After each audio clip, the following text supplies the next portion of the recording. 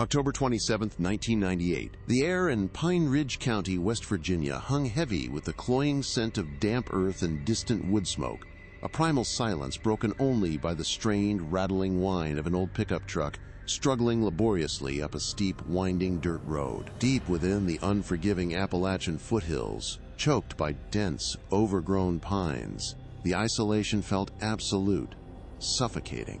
Inside the battered Ford F-150, a young woman, Mary Thorne, barely out of her teens, clutched a small, emaciated infant wrapped tightly in a tattered, grimy blanket.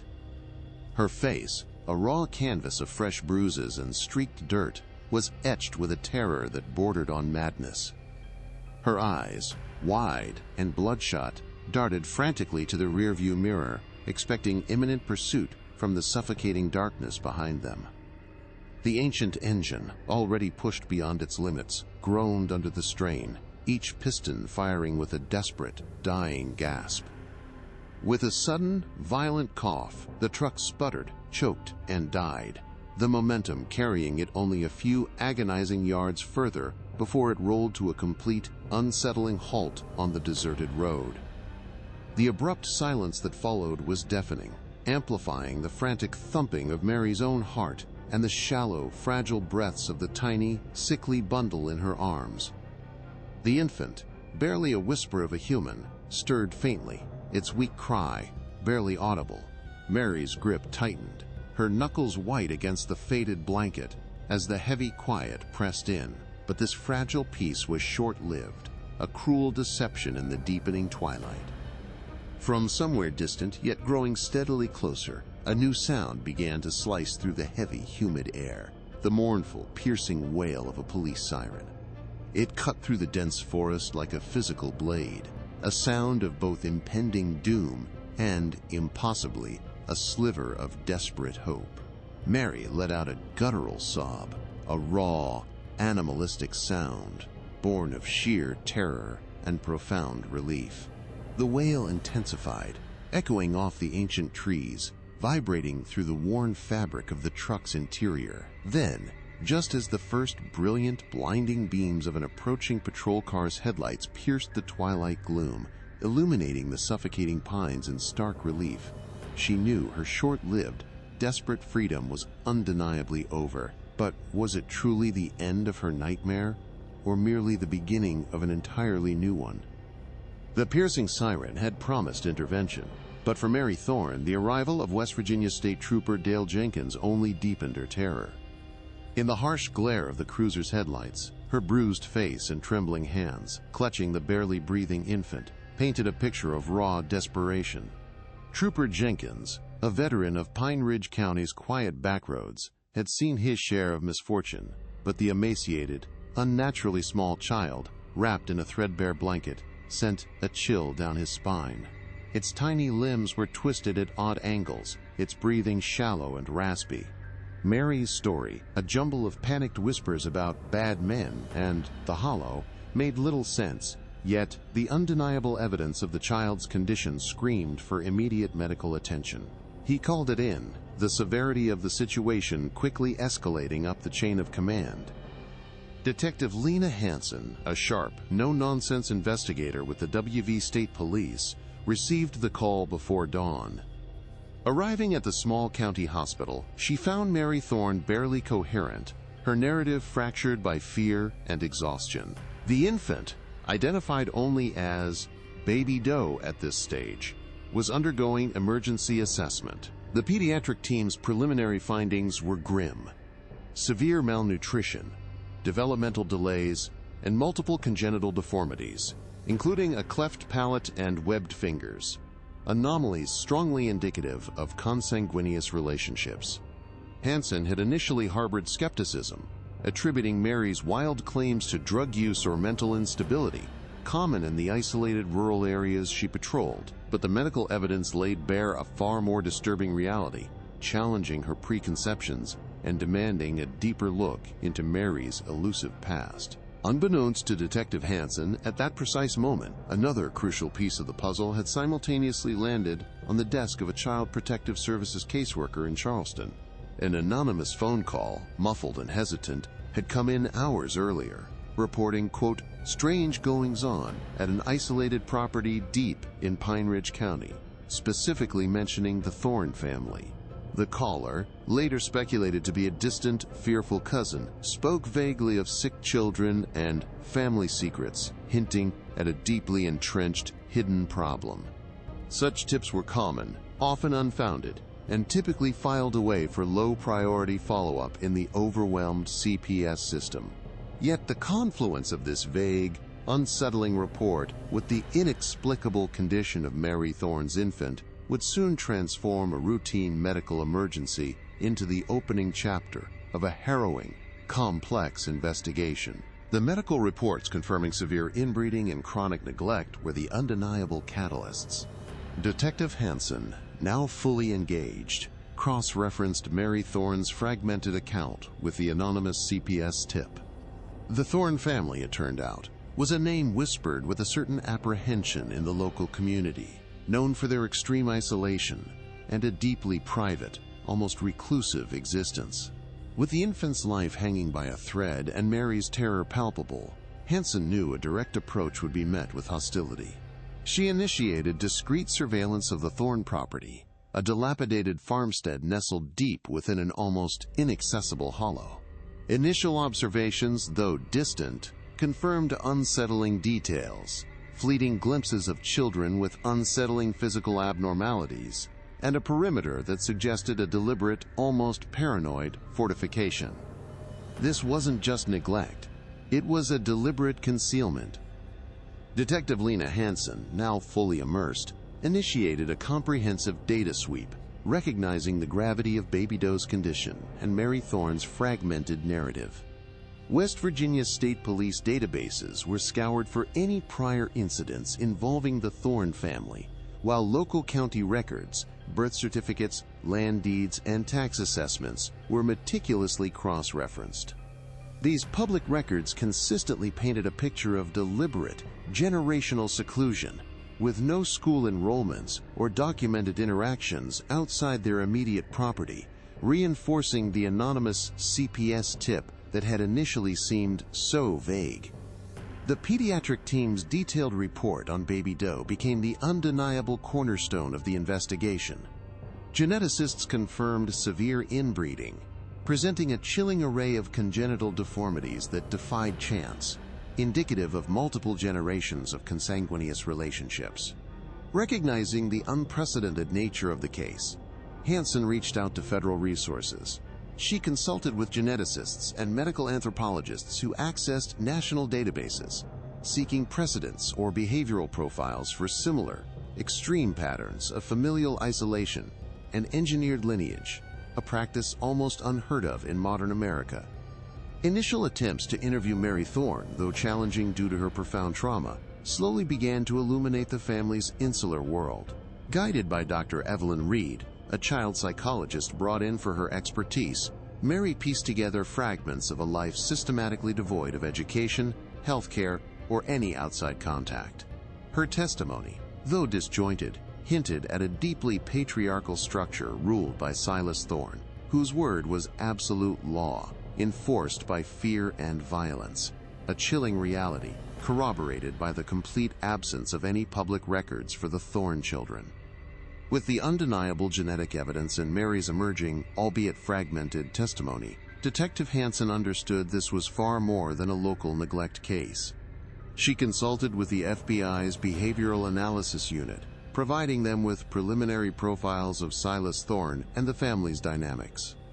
The unit's experts analyzed the patterns of extreme isolation, control, and the deeply ingrained family purity ideology described by Mary, recognizing hallmarks of a self-contained, cult-like structure. This consultation provided strategic insights into anticipating Silas's reactions and planning a safe, effective intervention. The accumulating evidence was meticulously organized. The grim medical reports, Mary's harrowing statements, the corroborated CPS tip, and the FBI's behavioral assessment. Forensic experts, anticipating a challenging environment, began preparing for the inevitable search of the Thorne property, noting every detail from the condition of Mary's battered truck to the fibers found on Baby Doe's tattered blanket. This meticulous cataloging was crucial for building an undeniable chain of custody, as the next step, securing a comprehensive search warrant, hinged on presenting a watertight case to breach the deep-seated privacy of the Thorne family's isolated domain. Detective Lena Hansen knew the next step was critical: securing a comprehensive search warrant for the Thorne compound. The compiled evidence felt irrefutable. Baby Doe's grim medical reports, meticulously detailing severe genetic deformities and malnutrition, Mary's harrowing, albeit fragmented, testimony of a life systematically devoid of outside contact, and the corroborating anonymous CPS tip hinting at sick children. Her team meticulously drafted the application, detailing every medical anomaly, every hint of forced isolation, presenting a case they believed was not just watertight, but undeniably urgent. They were confident that any judge, faced with the undeniable facts of severe inbreeding and chronic neglect, would immediately recognize the gravity. The fate of other potential victims, trapped within that isolated hollow, hung heavy in the air, fueling their determination for swift action. However, the path to justice in Pine Ridge County was rarely straightforward. The warrant application landed before Judge Arthur Jenkins, a local fixture known for his deep respect for property rights and a cautious approach to breaching the privacy of long-standing families. Despite the compelling medical evidence, Judge Jenkins expressed significant reservations. He questioned the direct evidence of Astra's current abuse on the property, beyond Mary's infant, and highlighted the Thorne family's decades-long, albeit reclusive, presence in the community. He demanded further corroboration, a higher standard of proof to justify such an invasive breach, citing the sanctity of the home. The decision was a frustrating setback, a stark reminder of the legal system's inherent caution and the deeply ingrained local allegiances that often complicated law enforcement efforts in remote areas. The denial was a blow, a tangible barrier that threatened to stall an investigation where every second counted for the children they believed were still suffering. Hansen felt a surge of professional frustration, but it quickly hardened into resolve. This wasn't the end. It was merely a detour. She immediately convened her team, along with representatives from CPS, to strategize.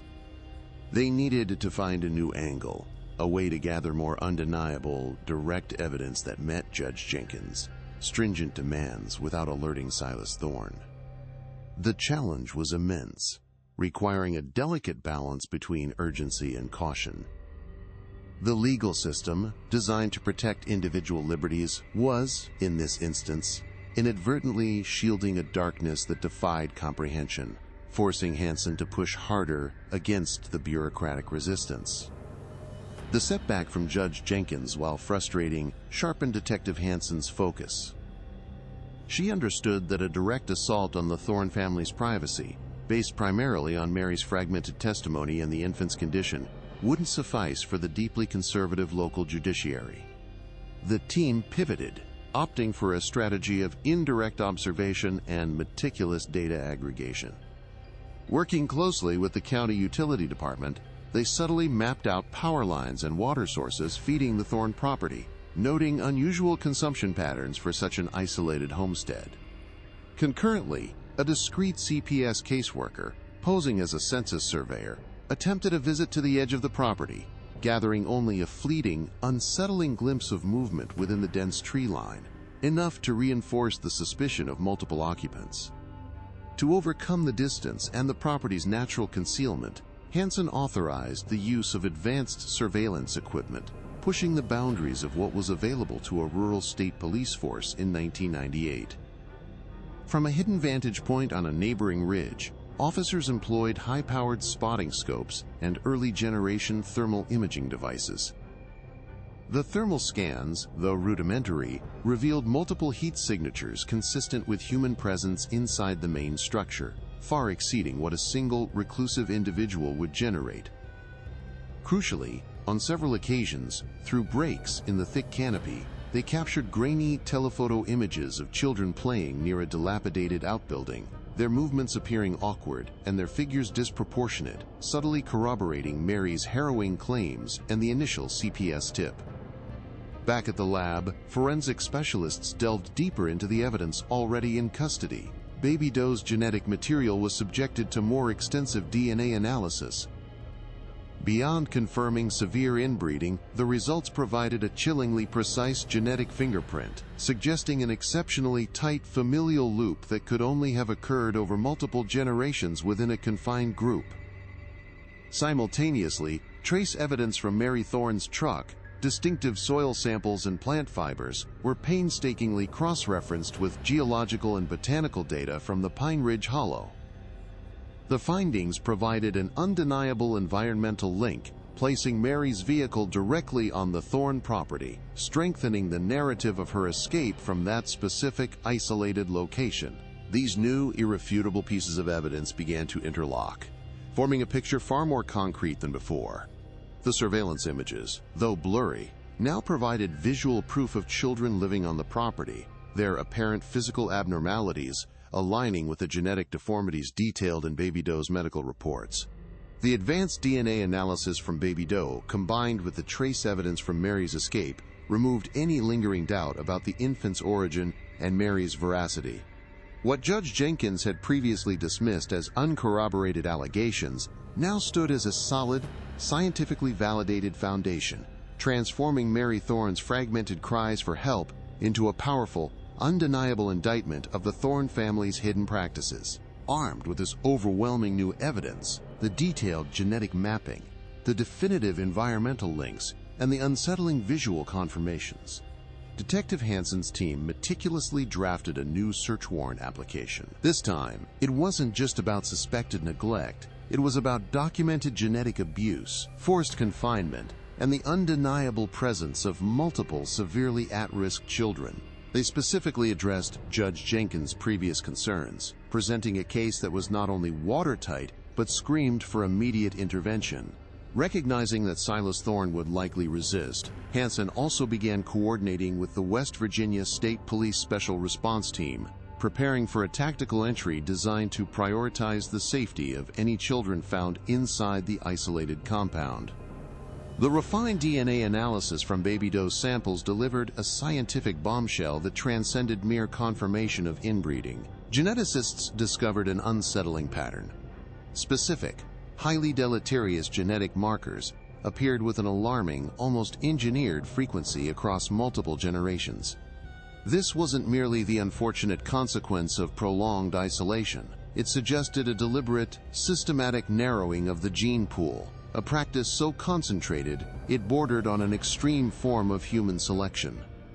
Dr. Eleanor Vance, a lead geneticist from the CDC, described it as an unprecedented genetic bottleneck for a modern human population, as if the Thorne family had become a self-contained, live experiment in controlled lineage. This chilling scientific revelation provided undeniable corroboration to Mary's disjointed whispers of blood purity and Silas's obsessive rituals, transforming the case from one of severe neglect to something far more profoundly disturbing. This genetic blueprint, horrifying in its precision, resonated deeply with the FBI Behavioral Analysis Unit's profiling of Silas Thorne. His family purity ideology, previously understood as a twisted form of patriarchal control over his lineage, now took on a grotesque, almost eugenic dimension. It wasn't just about keeping the bloodline pure in a traditional sense. It was about asterisk engineering it, creating a self-perpetuating cycle of consanguinity to maintain an isolated, controlled domain. The experts posited that Silas likely believed he was preserving a unique, divinely ordained bloodline, a delusion that fueled decades of unspeakable abuse and forced incest. The evidence suggested a calculated cruelty, a generational pattern of manipulation designed to create a captive population, cementing his absolute power. This shifted the entire psychological framework of the investigation. The implications were staggering. Detective Hansen's focus shifted dramatically from solely proving neglect and abuse to understanding and prosecuting a pattern of systematic, almost ritualistic, genetic manipulation. This new evidence provided an undeniable narrative for the search warrant. elevating the potential charges from mere child endangerment to a more severe form of aggravated assault and forced breeding, carrying far heavier penalties. It also changed the tactical approach. Silas Thorne was no longer just a reclusive, abusive patriarch. He was a calculating architect of human suffering, whose actions demanded a response proportionate to the unprecedented nature of his crimes. The renewed warrant application, now bolstered by irrefutable scientific proof of his dark ambition, was immediately fast-tracked, leaving Judge Jenkins with no legitimate grounds for further denial. The newly reapproved search warrant, despite its confidential nature, inevitably found its way into the public domain. Whispers of the Inbred family of Pine Ridge escalated into a national media frenzy, with news vans and reporters descending upon the usually quiet county like vultures. The raw, horrifying details of Baby Doe's condition, amplified by Mary Thorne's fragmented testimony and the chilling genetic findings, sparked a wave of public outrage across the country. Headlines screamed about generational depravity and hidden horrors in Appalachia. Calls for immediate action flooded the state police switchboards and government offices, placing immense pressure on Detective Hansen and her team to act swiftly, transforming a complex criminal investigation into a high-stakes public spectacle. The isolation that had shielded the Thornes for decades was irrevocably shattered. However, the sudden influx of national media and the sensationalized narrative also ignited a different kind of firestorm within Pine Ridge County itself. While many locals expressed shock and demanded justice, an undercurrent of resentment simmered among those deeply rooted in the region's traditions of privacy and suspicion of outsiders. Small, localized protests began to emerge, with some residents viewing the intense police activity and media scrutiny as an unwelcome government overreach into a family's affairs, regardless of the accusations. This division created a tense, almost hostile atmosphere on the ground for law enforcement, adding another layer of complexity to an already delicate operation. The community itself was fracturing, reflecting the deep-seated cultural allegiances that often complicated intervention in isolated rural areas. Deep within the hollow, Silas Thorne, despite his extreme isolation, was not immune to the rising tide of external chaos.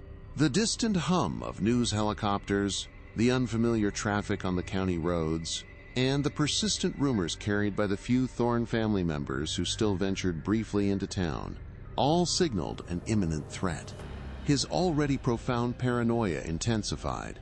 Silas, a man who had meticulously controlled his world for decades, began preparing for the inevitable confrontation. He reinforced crude barricades around the property, moved the younger children deeper into the dilapidated farmhouse, and gathered his meager arsenal of old hunting rifles. His cunning, born of a lifetime of self-preservation, dictated that he would not surrender his domain without a desperate fight, transforming the impending raid into a perilous standoff. Amidst the media circus and the growing local tensions, Detective Hansen and the West Virginia State Police Special Response Team finalized their tactical plans. Every detail was meticulously reviewed: entry points, potential resistance, and most critically, the safety of the children believed to be trapped inside. The knowledge that Silas Thorne was aware of their approach and likely preparing for a violent confrontation heightened the stakes immeasurably. The air at the staging area, hidden miles from the Thorne compound, was thick with a palpable tension, a mix of grim determination and the heavy weight of responsibility. The coming dawn would not only mark the breach of an isolated fortress, but also a desperate attempt to rescue the most vulnerable victims from a darkness that had festered for generations, a mission fraught with unpredictable danger. The West Virginia State Police Special Response Team, moving with precision honed by countless drills, initiated the breach in the pre-dawn chill. The Thorne compound, a dark silhouette against the paling sky, offered little resistance to the coordinated assault. Silas Thorne's crude barricades, rotting timber, and rusty farm equipment were swiftly dismantled. Flashbang grenades momentarily disoriented, their sharp reports echoing through the hollow, but the primary objective remained clear: secure the perimeter, neutralize any threat, and locate the children. Detective Hansen, positioned behind the lead element, felt the familiar surge of adrenaline, her mind racing through worst-case scenarios, even as the initial entry seemed relatively smooth. The quiet before the storm had evaporated, replaced by the controlled chaos of a tactical operation. Inside the dilapidated farmhouse, the air was thick with a sickening cocktail of decay, unwashed bodies, and overwhelming fear. The first officers to enter recoiled, not from an immediate threat, but from the sheer squalor. In a dimly lit, foul-smelling room, the full, visceral horror of decades of unchecked abuse was laid bare.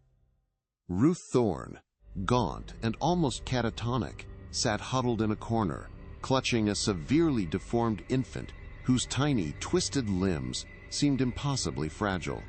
Around her, several other children, ranging from toddlers to preteens, their eyes wide and vacant, huddled like frightened animals.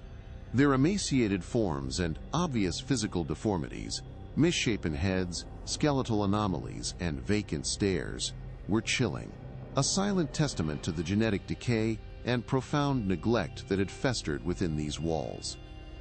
Silas Thorne, caught off guard by the swift, overwhelming force, emerged from a hidden alcove, his gaunt face contorted into a mask of pure, animalistic fury.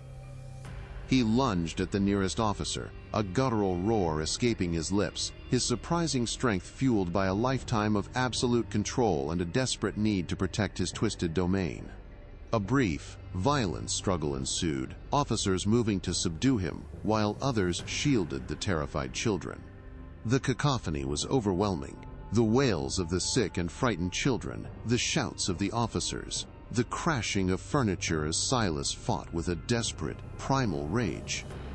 It took multiple officers to finally wrestle him to the ground, securing his wrists in zip ties, his defiant, hateful gaze still fixed on the shattered remnants of his isolated world. Silas Thorne's absolute dominion over his isolated world crumbled with his arrest. His subsequent trial, a national media spectacle, unfolded in a somber West Virginia courtroom, drawing reporters and concerned citizens from across the country. Prosecutors meticulously presented the irrefutable genetic evidence from Baby Doe, Mary Thorne's harrowing, though still fragmented, testimony, and the grim medical reports detailing the horrific conditions of the surviving children. The U.S. legal system, typically cautious, moved with unprecedented swiftness given the overwhelming public outrage and the undeniable facts of multi-generational abuse. Silas, defiant and unrepentant to the very end, continued to espouse his twisted ideology of divine right and blood purity. But the jury, unmoved by his delusions, saw only a calculating architect of human suffering. He was swiftly convicted on multiple counts, including aggravated child abuse, incest, and kidnapping, receiving consecutive life sentences without parole. His death in prison years later closed a dark chapter, but his legacy served as a chilling, enduring, cautionary tale. For Mary, Ruth, and the surviving Thorne children, the ordeal of rescue was merely the first step in an unimaginably long and arduous journey toward recovery. Removed from the squalor and terror of the compound, they entered a world they barely comprehended, a stark contrast to their brutal upbringing. Specialized care facilities across the Appalachian region and beyond provided intensive medical attention, psychological counseling, and educational support tailored to their severe developmental delays and trauma. Therapists like Dr. Evelyn Reed worked tirelessly to unravel decades of profound psychological damage, guiding them through the basic tenets of human connection and trust. Many of the children, burdened by severe genetic conditions and lifelong physical disabilities, would require permanent, specialized care, never fully escaping the profound physical and mental scars inflicted by their birthright. Yet, for the first time, they experienced consistent nourishment, the quiet dignity of personal space, and the rudimentary freedoms of childhood. The Thorne case sent profound ripples far beyond the dense pines of Pine Ridge County, igniting a crucial national conversation about the insidious nature of hidden abuse in America's isolated rural communities. It forced state agencies across West Virginia and other states to critically reevaluate their protocols for anonymous reporting, interagency cooperation, and the challenges of identifying deeply ingrained, multi-generational family structures operating outside societal norms. While the wounds of the Thorne family's dark legacy would never entirely heal for its survivors, their story served as a grim, undeniable testament to the vigilance required to protect the most vulnerable among us. If this profound and challenging case has moved you, please take a moment to like this video, subscribe to our channel for more in-depth investigations into America's hidden histories, and watch our next compelling story. It's just as vital.